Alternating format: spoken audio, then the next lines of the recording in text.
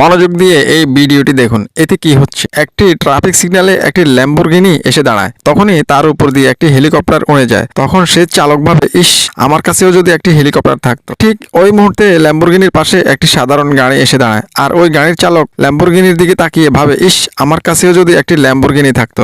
এরপরেই এই দুজনের পাশে একজন সাইকেল আরোহী এসে দাঁড়ায়। সে ওই দুইজনকে দেখে ভাবে, ইস, আমার কাছে যদি অন্তত একটি সাধারণ গাড়ি থাকতো। এবং এরপর এরা সবাই যখন এগিয়ে যায়, তখন একজন মানুষ পায়ে হেঁটে আসে ট্রাফিক সিগন্যালে। সে এই সবাইকে দেখে ভাবে, ইস, আমাকে যদি পায়ে হেঁটে যেতে না হতো, আমার কাছেও যদি একটি সাধারণ গাড়ি থাকতো। আর তার পেছন থেকেও একজন মানুষ আসছিল যে হুইল চেয়ারে বসা ছিল। সে ভাবছিল, ইস, অন্তত একবারের জন্য যদি আমি আমার নিজের পায়ে হাঁটতে পারতাম। এই ভিডিও থেকে কি বুঝলেন? অন্যের জীবনের উপর যারা ফোকাস করে তারা নিজের জীবনের সৌন্দর্য কখনোই দেখতে পান না। তাই অন্যের জীবনের ফোকাস করা বন্ধ করুন, তাদের সাথে তুলনা করা বন্ধ করুন নিজেকে।